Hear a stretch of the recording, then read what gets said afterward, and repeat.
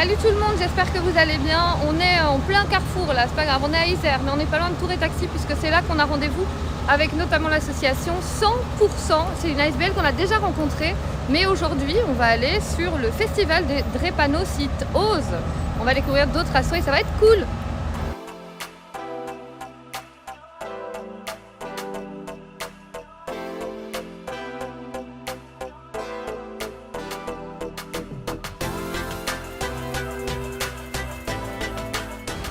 Ouais, on est à Tour et Taxi évidemment. Regarde, on est sur cette petite place de la musique où donc se tient tout aujourd'hui le festival Drépanocytose. Donc en fait, c'est juste pour sensibiliser les familles, les enfants, etc. à cette maladie, la drépanocytose.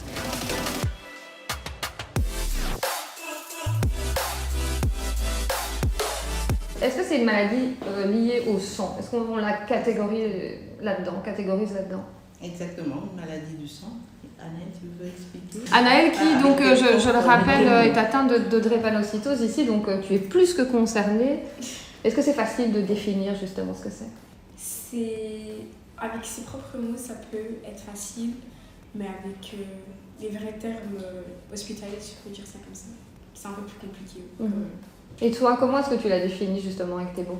Pour moi, quand je dois expliquer ce que c'est, du coup, c'est une maladie qui touche au sang. Moi, mes globules rouges, par exemple, par rapport à une personne normale, on va dire que c'est pas ma maman, mes globules rouges sont en forme de croissant. Donc, normalement, une globule rouge, elle est ronde, normale, mais la mienne, en fait, non, elle est en forme de croissant. Et elle est beaucoup plus fragile qu'une globule rouge normale. Donc, dans mes vaisseaux sanguins, par exemple, mes globules rouges, elles vont souvent se cogner entre elles et elles vont se casser. Et en fonction, des fois, dans le corps, on a des vaisseaux sanguins qui sont plus fins que d'autres. Et des fois, des morceaux de globules rouges peuvent du coup se coincer dans certains vaisseaux. Et c'est ce qui va leur engendrer une crise par après. Donc, comme elle expliquait, les globules rouges normaux, enfin sains, on va dire, ils sont souples et ronds, donc ils savent s'adapter en fonction du vaisseau dans lequel ils passent. Mais ceux qui sont falciformes, on va dire comme ça, en forme de faucille, donc voilà, ont tendance à se coincer et du coup, quand ils se coincent, ça engendre des douleurs au niveau de l'organe ou de l'articulation là où ils se sont coincés, quoi. Donc voilà, la circulation, on dit qu'elle devient très difficile là. Et voilà, les cellules malades bloquent la circulation sanguine. Par exemple, moi, ça m'est arrivé plusieurs fois de comment j'ai mal. Je sais dire par exemple, j'ai l'impression qu'on me pique avec des épines ou qu'on me donne des coups. Pourtant, c'est pas des situations que j'ai déjà vécues, mais mon corps, c'est comme si mon corps le ressentait comme ça. Et en fonction de ça, c'est ma manière aussi plus facile à expliquer et à faire comprendre comment j'ai mal. Et par exemple, quand on va me dire tu ressens quoi, je veux dire, j'ai l'impression qu'on me tape avec un marteau. Elle sait que, ok, alors là, la douleur, elle est vraiment. C'est fort. Elle est élevée quand même. Et il y a des niveaux d'intensité différents.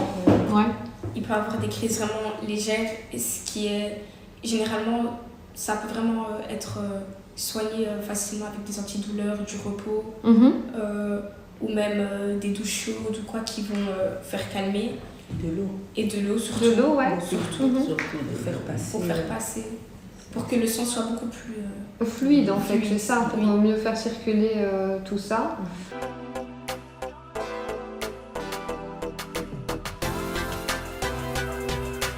Et oui, évidemment.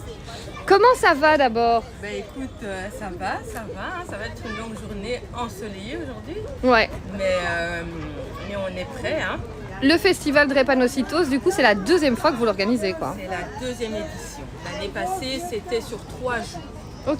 Et cette année, on s'est dit qu'on allait le faire sur un jour. Pour les associations, c'était, même si on avait des sponsors, mais qui payent souvent par la suite. Donc, entre-temps, il faut déjà régler certaines choses. Et du coup, on s'est dit non, un jour c'est bon, le soir tout est rangé.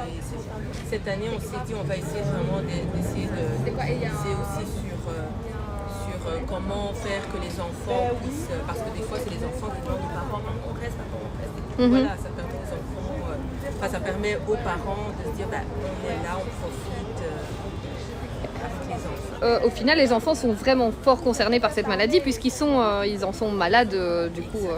Exactement, parce que comme c'est une maladie génétique, il faut que papa et maman soient tous les deux porteurs. Du coup, dès 6 mois de vie, l'enfant commence déjà à manifester les premiers symptômes. C'est très difficile quand l'enfant est bébé parce que l'enfant pleure et ne sait pas s'exprimer. Mais après, au fur et à mesure que l'enfant grandit, le parent commence à connaître les signaux, sait comment réagir à quel moment. Et puis en grandissant, l'enfant commence à connaître son corps et sait mettre des mots là où le mal est.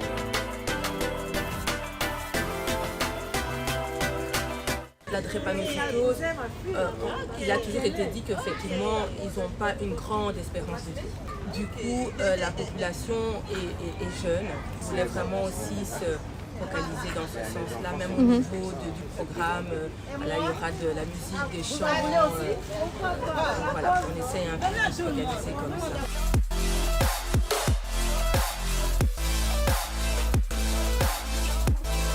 C'est pas systématique, ça se fait en Wallonie. Je pense que le bourgmestre avait dit en Wallonie et une partie à Bruxelles, mais pas en France. Ouais, c'est ça. Et moi je pense que si nous on continue à faire la sensibilisation, c'est chaque patient qui devra demander à son médecin de devoir faire ce dépistage-là. Voilà. Bonjour, Nathalie, enchantée. Journaliste. Voilà. Je suis journaliste et je fais du reportage sur Internet. Et donc aujourd'hui, j'avais envie de mettre en avant l'événement, proposer aux gens d'y passer dans la journée, vous rencontrer et tout ça, et surtout sensibiliser un petit peu à la drépanocytose. Oui. Donc vous êtes un peu au cœur du festival alors, de l'organisation. Oui, en fait je suis la présidente du collectif drépanocytose SBL, Mimi. Je suis aussi vice-présidente de la Fédération européenne de la drépanocytose. Ok. On est en partenariat avec 5 hôpitaux de Bruxelles. Ok. Donc qui font la prise en charge de la drépanocytose, parce que c'est pas partout qu'on peut être pris en charge correctement. Ouais. Des fois on arrive dans un hôpital, ils connaissent pas la maladie et donc la prise en charge est compliquée, mais il y a 5 hôpitaux au moins sur Bruxelles qui font une prise en charge correcte. Donc on travaille en partenariat avec eux. On fait la sensibilisation, l'information. Et on soutient aussi les malades et leurs proches en leur rendant visite à l'hôpital par exemple. Ouais. Bien, à côté de ça, ne fût-ce qu'une écoute en fait, c'est toujours, c'est ça. C'est toujours quelque chose que les gens aiment bien quand ils sont malades ou bien en dehors de l'hôpital.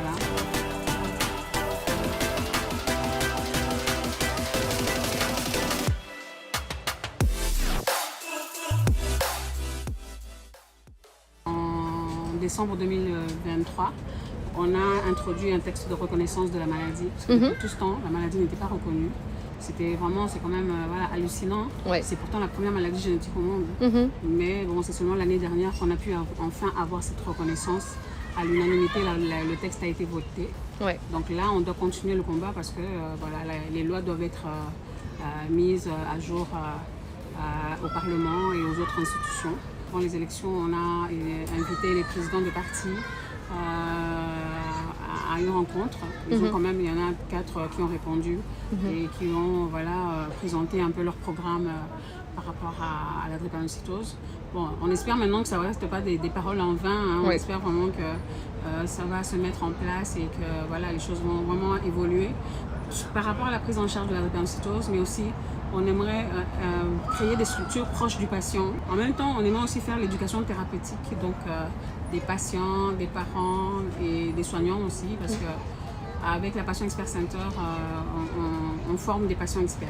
Un patient expert, c'est quelqu'un qui maîtrise assez bien sa maladie et qui peut représenter la communauté de malades.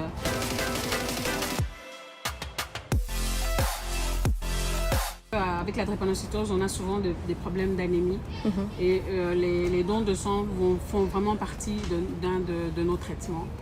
Donc vraiment, on sollicite les gens de venir non seulement soutenir le festival, mais aussi faire un don de sang s'ils en ont l'occasion, l'opportunité.